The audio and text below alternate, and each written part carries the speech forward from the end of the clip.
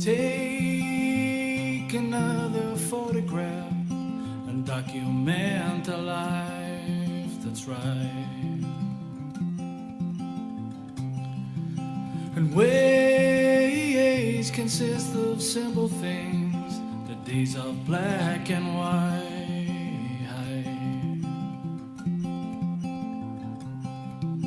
And faces from a humble past. Hey, how's it going? Welcome back to Talkin Guff with me, your host, Ruben Django Pouch. What is that? It's the remote. Get it the fuck out of here. There's my bottle of water. We're rocking. It's actually Halloween night. My young lad's over in one of his mates' house, so my poor dog's scared to death. I don't know if you can see her, but she's down there. All the bangers and the rockets and all have her scared. So she's going to sit in with us while we do the podcast and she's going to behave herself. Let's get straight into it and talk about our good old friend Xi Jinping over there in China. I seen this thing actually on Vice World News where a Hong Kong protester in London was dragged inside the Chinese consulate and they gave him a good fucking baiting. And the English police were just on the outside of the gate going, everybody get back, we can't go in there. They just like fucking boom, opened the gate, dragged the fiend in, burst them. No bother. While the police are right there. And then there was, did you hear that one? That was a big one. And then there was, like when they broke it down, there was a really high ranking government official right there on the scene when they dragged him through the gate. And they said that the official narrative was that troublemakers illegally entered. Fucking mad, huh? That it's that consulate thing and the cops are like, we can't go in, it's nothing to do with us, you bastards. Get back. But old Xi Jinping got 5 more years, which apparently is unprecedented in contemporary times in China to get a third term. So he's going like Putin style. And he, at the meeting or the whatever you'd call it, the gathering at Chinese Parliament where they declare who the next Prime Minister or President or whatever it is, Premier, at that meeting, before it was announced that Xi Jinping would get another term, an unprecedented extra 5 years, the previous Premier, just before Xi Jinping, he was in his 70s. Like a couple of aides just came, tap him on the shoulder and say, come on mate, you gotta go. And it looked, because he didn't know what the fuck was going on. And he's sitting beside your man Xi, and they pick him up, sort of like hike him up and say, come on, you're coming this way. And he grabs the chair of Xi Jinping and he's just there, Xi's just there. And it looked a bit like that Iraqi thing that we talked about before when Saddam Hussein called out a load of lads. It was just like, come on mate, you're going. Yeah, come on, out you get. And then the official narrative was like, he wasn't feeling very well, so aides helped him into the next room to recover. And it's just like, that's not what was going on whatsoever. And I wonder, did they just kill him or will he be dead very soon? And then as soon as that happened, they announced, boom, this guy, Xi is going to get another crack at the title. And you wonder to yourself, did he do that because he feared dissent, or maybe feared is the wrong word, but suspected that this fella who'd done the 2 terms previous to him would be like, hold on a fucking minute. So it's like, right, we'll just go kill you now, mate, and it'll be done. It said in this thing I was watching that he himself, Premier Xi Jinping, will just go further down the road of security and suppression and intimidation so far as the South Pacific and Indo-China or whatever, the Indo-Pacific regions and Taiwan and stuff like that. And I suppose when you're looking at it, it looks like, you know, that's authoritarian dictatorship stuff, you know what I mean? Autocratic dictator stuff, because he's just going, no, I'm not going anywhere, and anyone who fucking says that and you'll be gone, right? Will just disappear you like a motherfucker. And then I'm going to myself, so it's hard to discern, I suppose, is the point I'm trying to make with all of this. Like, I mean, it's really interesting anyway, but then it's like, is this Western sort of anti-Chinese sentiment, or are these motherfuckers the real deal? Like, is this that the real McCoy, as they say. And like, I work with some Chinese people because I work in kitchens, and some Chinese people work in kitchens. And I worked with a guy, let's call him Jackie, right? Because I don't like saying people's real names. And because here's another mad thing. It came up only during the week, I think, that there's like, I don't know, let's say 100 or multiple anyway, Chinese police stations in other countries. There's apparently one in Dublin, a police station for the Chinese community living within this country and other countries. And that's fucking mental, because that doesn't sound like police station. That sounds like gangster shit. It's like, you don't go and express your problems with the guards. Get a grip, mate. You're coming down to the letting agency on Capel Street, and out the back there, we got a fiend who sorts out all Chinese matters, including making people go back who are up on charges of dissent and other shit like that. It's mad. Your man Andrew Bustamante talks about it on the Lex Freeman podcast, where he's just like going, like, that's the Chinese Secret Service have more reach than any other Secret Service on the planet, because they just deal with it themselves, and they have people who report back to the Chinese government all over the world, and stuff like that would make it seem like that's actually a fact, like these secret Chinese police stations in other countries. Fucking mental. But sorry, I just straight off point there, but the point I'm trying to make is like that Jackie would be like going, oh, I'd go back to China, I love China, you should come with me. And so he's not afraid of it, I don't think, being some sort of authoritarian dictatorship. But maybe he's just slightly softer when it comes to that stuff. I love to have conversations with him about China, and he thinks it's funny that I know about this stuff. He'd be like, you know more about China than me, Ruben, motherfucker. And we'd have some great out chats, and so he seems slightly more torn, but generally he's like going, yeah, I'll go back. And then I work with another guy, let's call him Mark, right? And he, like, this guy's as hard as nails. He worked 7 days a week, 12 hours a day for 3 years straight, and he did that. And he's like, look, Ruben, I know you're a hard worker, you're a good man, but you're not doing that. I said, yeah, do you know what, Mark, I'm not. He's like, I don't mind, we don't, Chinese people are different, we just get in, get the work done, get the fuck out. And that's his dream. He wants to go back to China with his kids and all. He has an apartment over there. In fact, his kids and wife live over there, I think.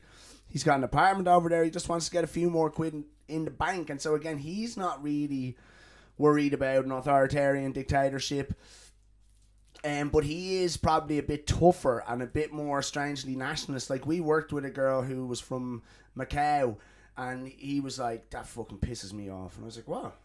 He's like, because I started working here, I see this girl's face, I said, there's a lovely Chinese face, I'll be friends with that girl.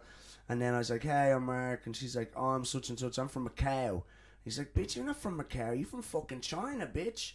And so he's strangely nationalist, and maybe if you talk to him about the Uyghur situation, he might be like, oh, fuck them cunts as well. So I don't know. But he, again, go back to China, no problem.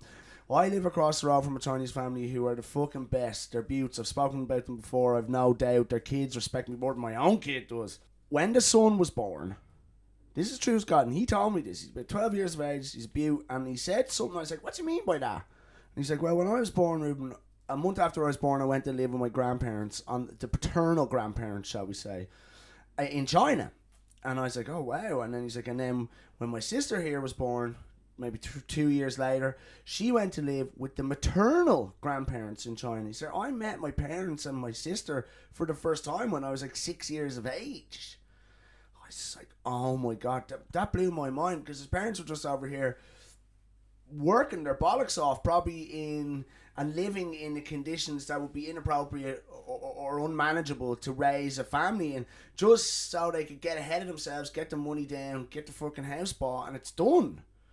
And I was like, that's again tying into what Mark was saying about the working for 3 years straight, every 7 days a week, 12 hours a day. He's like, and he's like, you're a good worker and all, Ruben, but you're not fucking gonna do that. And I suppose the level of commitment or will involved in a situation like that is pretty fucking resilient, isn't it? It's rock hard. And so that's why we'll all be speaking fucking Cantonese in 10 years time, let me tell you. I was going to slot a little segment in here called What You Reckon? What You Reckon? And it's just like where there's stuff that I thought was really interesting or worth talking about, but then didn't really want to get too much into it and spend too much time or bog down too much time. And I'll say them to you, and if people go something in the comments, maybe that'll create a thread where we talk about one of these subjects at length or another subject within this segment. So it's called What You Reckon? And the first thing I have to say is like Wicklow B. There was like a fucking serious allegation potentially made about the validity of yourself as a person, and I'd be heartbroken to believe that was true. I mean, I just don't. I refuse to believe that one of my most loyal subscribers and commentators is a catfish, if you will. But, having said that, Wicklow B, you haven't commented on those spurious allegations. We'd love to hear what you have to think about it. What does anyone else thinking about it, about that part of what we talked about last week? What you reckon? And then another thing is we're going to have to talk about is Ye.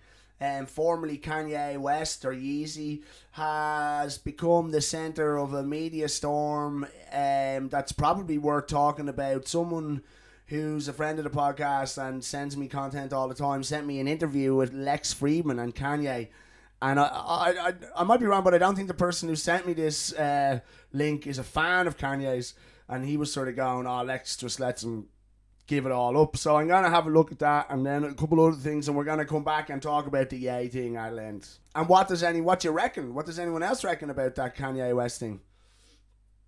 Another thing I saw is that Tesco are looking to bar people from Tesco who don't have a club card. If you don't have a club card, you can't even fucking come into Tesco. It's being rolled out, like a pilot scheme of the situation is being rolled out in the UK.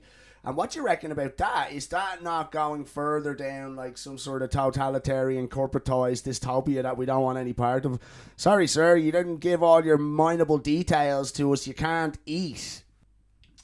There's going to be, no, there's not going to be, but you remember that fucking tool, Eamon Ryan, is proposing that we introduce a ban on gas and oil boilers here in Ireland. And, like, there's a very, and, like, I know people who think that climate change is a hoax, like, or don't believe it, they think it's cyclical, and I look around the world and I say, well, I just think that that's impossible. Like, if the world was your body and you abused it to the degree that we are abusing the planet, like with fucking smoke and fucking putting poison into it and all, then you die. And so I would have to assume that maybe the same could be said for the planet. And so I'm not, like, again, I don't disbelieve climate change, but I think that some of the thought processes being undertaken by the establishment, shall we say, can be Pollyanna, and I wonder if that's because they're financially driven like everything else on planet Earth. But, like, well, what do you suppose people fire their central heating with, Eamon? And he can turn around and say, wind. But then it's just like, well, if that's the case, why are you buying jet engine, like fossil fuel generators to create electricity when you're talking about banning boilers and all? It doesn't make sense. And I suppose it's just like, and like the whole Davos thing, it's just like 1,500 billionaires turning up in private jets to discuss the climate crisis instead of paying their taxes. It's a spin, you know what I'm saying? And Eamon Ryan's, like, I can't help but think that this is a political capital thing. Like, I'm going to get a screen. It's just like, yeah, fair play to you, man, but how? You can't just ban, like, the most predominant, or in my opinion, I've straight off point, I've started delving too deep. This is the What You Reckon segment. I'm only meant to say it. What does anyone else reckon about that? Then I seen this thing where the Iron Maiden frontman, I can't remember his name, and who gives a fuck about him, but he was berating weed smokers in at one of their gigs. Iron Maiden were doing a gig, and he's just like, oh, you know that Anthony here, whatever the bass player's name, he fucking hates marijuana and the smell of it, and he's like the bass player. Duh, you're fucking up the gig. And he really berates these people for smoking ganja, and it's just like, there was a twang and Neil Young off it. What you reckon? Did you see it? Oh yeah, this is another one. Like, what I don't know why I didn't toil it in, but the jet engine thing. They're gonna spend 350 million on these jet engines that they can put a transformer on and turn into temporary generators, to deal with the energy crisis. But they won't be here till next year, next October. What do you reckon?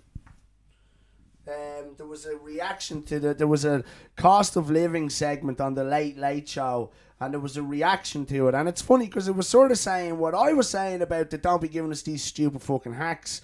Or no, sorry, it was basically a segment specifically designed to give you a multitude of hacks to deal with the cost of living crisis. And some people were a bit put out by the segment and thought it was embarrassing.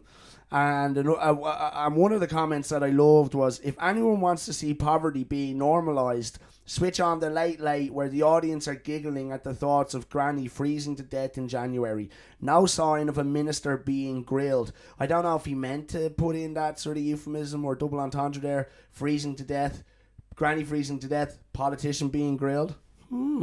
But anyway, I thought it was a great comment, and exactly I agree entirely with it. You know, don't normalise this thing. Deal with the root problems, which is some other fucking lad who's already got a lot of money is making more money. And then what do you reckon about that? Was I off the mark, or is that comment off the mark? Is the Late Late Show off the mark? What do you reckon? And then there was a retired Garda was caught with 260 grams worth of cannabis and went to jail for fucking few years. I think he got 6 years. And he must have been like a gambling addict, I suppose. But the court heard his lawyers, sorry past defence. 6.5 years he got. Garda superintendent. And I wonder then, that's a lot, is it? No, I suppose 250 grams worth of weed, yeah, you're going down. So he obviously had been running into financial difficulties and got 6.5 years, or got himself embroiled, should I say, in a cannabis situation. Got caught with €250,000 worth of the shit. Went to jail for 6.5 years. And he must have been a gambling addict or something, I suppose. What do you reckon? So, that's the end of that little segment called What Do You Reckon? Here, live on Talkin Guff with me, your host, Ruben Django Pouch. So, I'm mad for the shorts, or I've been banging out a few shorts, and actually, in the week or 10 days that I was banging them out, I've fallen by the wayside a little bit because I did some killer hours this week in work. But it has garnered me 5 more subscribers on YouTube. We're now, no, what am I talking about? 7. We're now up to 63 subscribers. Boom! That's the big time, huh? Watch out, Joe Rogan. I'm really pleased. Thank you ever so much to whoever it was for subscribing. If you watch the videos and you haven't yet subscribed, subscribe. If you like the videos, give them a like. The thumbs up icon's right there. And also, comment. We love the comments. Feel free to share with your friends. Someone put up a comment saying, if I have only one piece of advice for you in the future, it's like, use sunscreen. I thought that was a bit ominous, actually. But still, thanks. And yeah, so keep going, subscribers. Keep subscribing, keep liking, keep commenting, and by all means, share it with your friends. But I put up a reel there, that's just a little reel, and it mentioned the Queen and how we'd get back to her. Like, it was the start of the last episode, I think, just a little 60-second clip. And a good friend of mine, a good friend of the podcast, Ronan or Snuddig, put a comment on the reel saying, don't get tricked into talking about that lot from over the water. Their stuff has nothing to do with us. If we talk about them, it legitimizes them. And I thought that was a fucking great comment. You bro! And I suppose to a degree he's right, and so I won't actually go. I will try not to legitimise them, and I won't talk about other little sundries related to them. But there was a couple of things that I thought were interesting to talk about to sort of shed light on how fucked the system in the UK is, financially speaking. And so I will mention the Dutchies. They're called the Dutchies, basically. So Prince William, right? And first of all, I just think it'd be prudent to mention that King Charles III is now going to get paid £82 million sterling a year, basic salary, right? Salary from the state, 82 million. But then Prince William becomes, when Prince Charles, should I say, became king, he vacated the title of the Duke of Cornwall, right? And Prince William has now become the Duke of Cornwall. Now, the Duke of Cornwall is a position that was set up maybe 700 years ago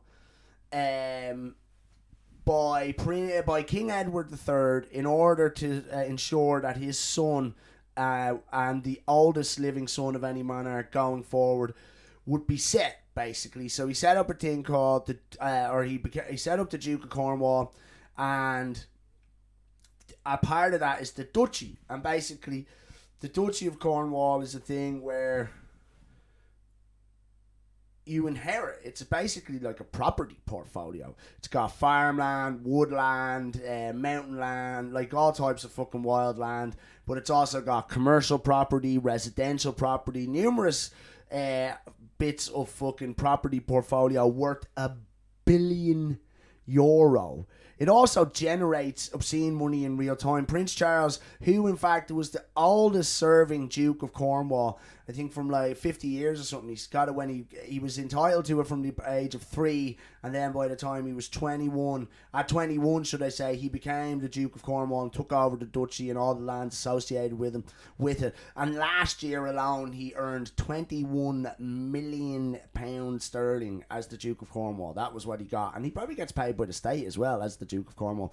So Prince William will straight away, overnight, became the biggest private landowner in England. And when he inherited the Duchy of Cornwall, it's just so fucking extreme and obscene, isn't it? And then Prince Charles becomes King Charles. He gets a thing called the Duchy of Lancaster, which is worth 652 million. It's another property portfolio, basically worth 652 million pounds sterling straight away. And I mean, he's downgraded, but he gets the wage and all the rest. He's the fucking king, man. And I just thought that is fucking mental. And John Major, and we'll find the quote, because the thing about it is, this is all tax free, all entirely tax free, because in the 90s. Oh, and look, let's just have a quick look at some of the... Sorry, just going back to the Duchy of Cornwall. Comprises farmland, mostly farmland, or much of the estate comprises farmland, but it also includes homes, commercial properties, forests, rivers, coastline, and about a third of Dartmoor National Park, which was once used for mining minerals. It also has unusual holdings, including the Oval Cricket Ground in central London, which has been leased by Surrey County Cricket Club since 1864, and the Dartmoor Prison, and a plant nursery and garden centre in Lostwithiel, Cornwall. It's insane, right? But like I was saying, it's not liable to tax. And John Major said the circumstances of hereditary monarchy were unique, and special requirements special arrangements were required. He suggested assets of the monarchy were at risk of being salami sliced away through capital taxation over many generations. I just think that is fucking insane. Like, no, he needs to inherit £1 billion overnight. We can't have any of that going to the state and fucking enriching the lives of normal everyday people. That would be a fallacy. These people are divine. Like, isn't that totally fucked up? And the thing about it is that, like, the Queen would have influenced that policy, because she met with John Major every week, and like, people go, oh, she didn't really have any influence. She fucking did. She vetoed laws and other shit numerous times, 1,000 times or something like that, over her 70-year tenure.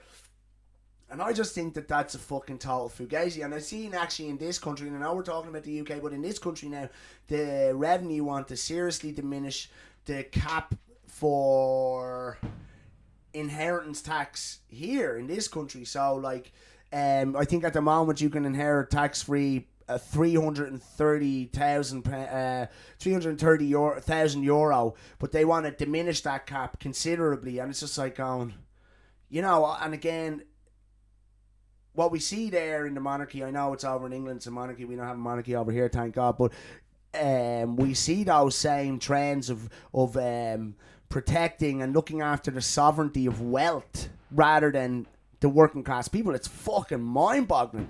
I mean, it's just mind-boggling that they don't have to pay tax on that and like that.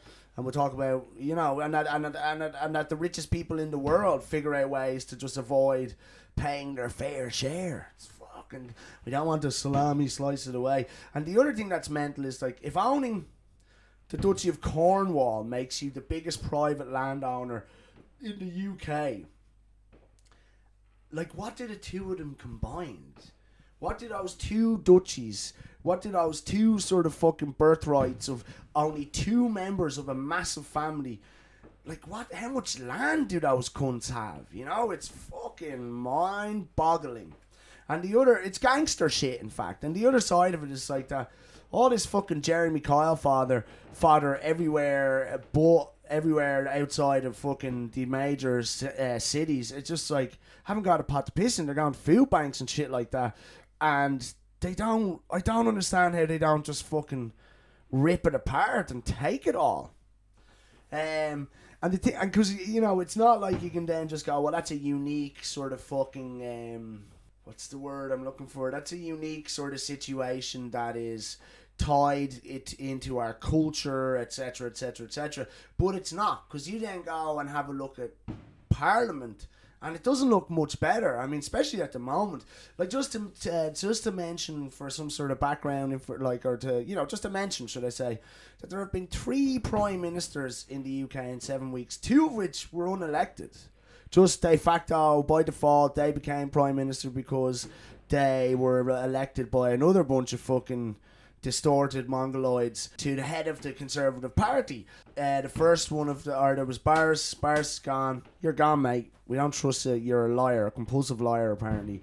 He's getting pissed all through lockdown in the Downing Street and getting his apartment done up and charging it to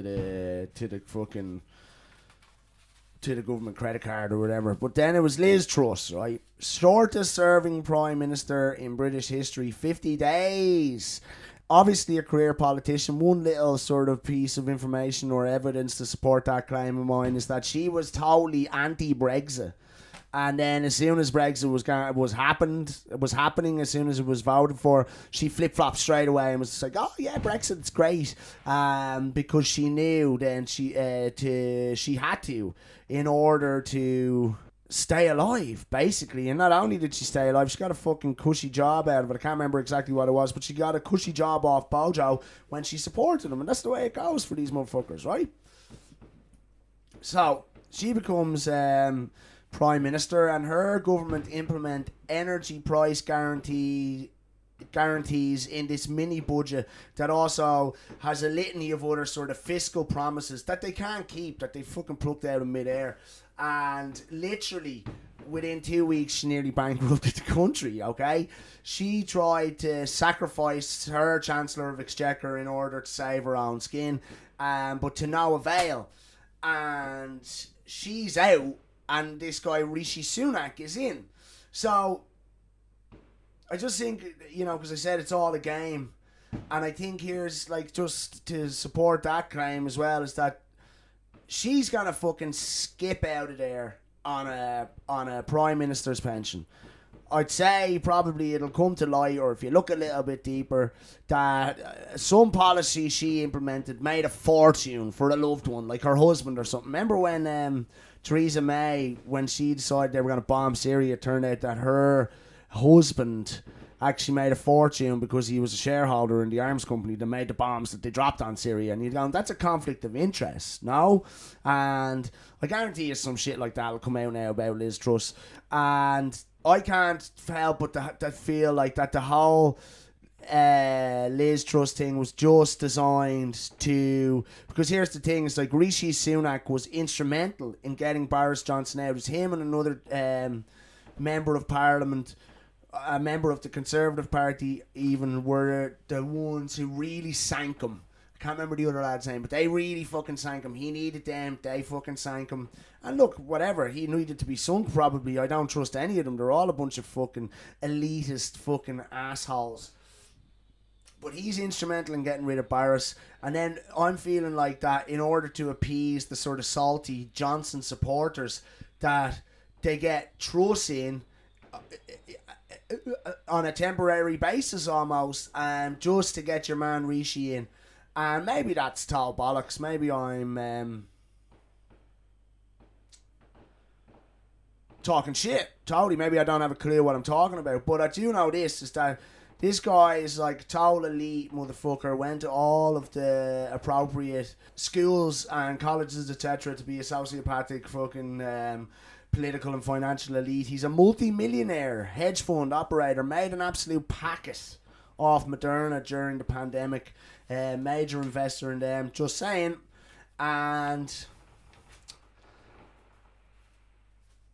the other thing is that he has a wife who is the heir to some tech company in India. She's a fucking multi-billionaire, and she is a fucking non-domicile in the UK. She's a tax exile, essentially. So she pays no tax in the country because she spends X amount of time outside of the country in order to become a non-domicile. Surely that as well is a fucking conflict of interest. Is that not mad that the Prime Minister of the country is married to a multi-billionaire who pays tax nowhere?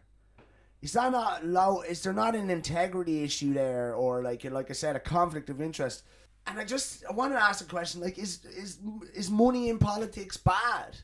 And I'm gonna answer for me, and you can answer for yourselves in the comment section and say, surely it's a terrible situation when you look at like the States, how lobbyists give the government money in order to facilitate corporate interests to the detriment of normal everyday people, which is just for me like the most fucked up and rotten thing that could be going on. It's just like the people you elect to look after you don't give a fuck about you. They just sort of pass it around, pass these positions of power around like a fucking peace pipe, making packets of money along the way. And you look at the likes of Nancy Pelosi. Someone told me, and I have to look into this, that Nancy Pelosi's husband was fucking nearly murdered in the middle of the night by a home invader who was in fact looking for Nancy. But like, you know, when you see people, characters like that, and that much money in politics and all, and corruption, I suppose, you're just like, that's fucked up. And then when I look at that in the UK, I just be like, that's what's happening there now. They don't even, it's so brazen and barefaced. And I always say these political and financial and cultural trends sort of make their way to us from America, and it's definitely the case there, and it looks like it's becoming the case in the UK, where it's just like, it's so brazen. They don't give a fuck anymore. It's like they're actually transparent about their level of affluence and corruption and sort of sociopathic tendencies or inability to look at the struggle and strife of normal everyday people. And I wondered, and I'm always giving out, like, I get it, but at the same time, and I'm pretty sure I say this a lot on the podcast, like, I know, I understand I'm blessed, like, totally. And, like, another question I want to ask yourselves and myself is Ireland there yet? Because are we in a position where there's money in politics and it's having a negative effect on normal everyday people? And I think I've said this before, that Ireland seems to me to be more like a fumbled, Father Ted-esque sort of soggy biscuit gang version of what you see in the UK, basically. And we know, I'm pretty sure, that there's been jobs for the boys in this country since day one. And maybe that's sort of like always been the case in all fraternities of power, you know what I mean, or fraternities of advantage, that there's jobs for the boys, you know what I'm saying? But what's happening in the States and what's happening in the UK and potentially other places looks a bit more insidious than jobs for the boys. It's like, fuck everyone else, we're elites, fuck all that, those people, give them mobile phones and everything else you can take from them. And I suppose if I was to answer that question, is Ireland there yet? I don't think we are there yet. But I do see that idea of sort of jobs for the boys and looking after the lads a bit, it's dangerous. And it could bring us to a place where, like, when I just see like major corporate interests in bed with the people who create policy, I get the willies. I think that looks like a fucking movie. You know what I mean? That looks like something you'd see that's so surreal, and I don't like in it. It's dystopic, and I don't want that for me. And more importantly, like if I'm feeling that now, what's it going to be like in 20 years' time when my son's trying to make his way in the world and his kids, etc. And so I don't think Ireland's there yet, and in fact I think if we could get a couple of things sorted in Ireland, we'd be living in fucking paradise, man. And I do believe that, and obviously I have troubles and strifes relative to my existence or my environment, and I get depressed and shit like that for definite.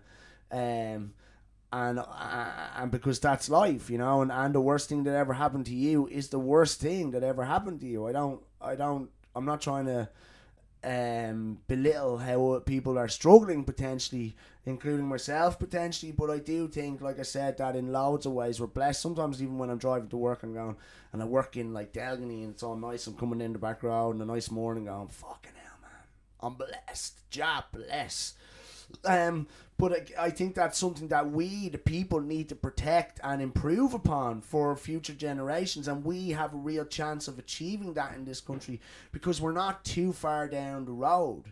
We haven't gone too far down that road of money in politics, and we're a small island, and we could have a sort of colloquial utopia in certain ways, because we could keep it sort of localized and community based and prosper together. That's what I would love to see. I'd love to see it for the whole world, but I think without serious fucking drastic and potentially brutal change, or a catalyst for change which could be potentially brutal, without that in countries like the States, for definite in the States, they're fucked, man. They are fucked. They're going to eat each other soon.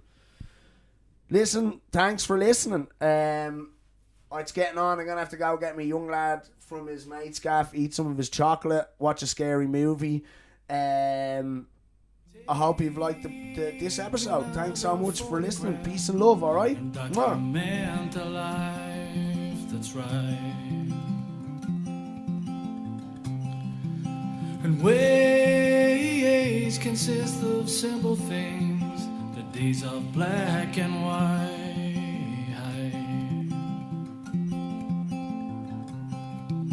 And faces from a humble past, at one with the ground, the sound.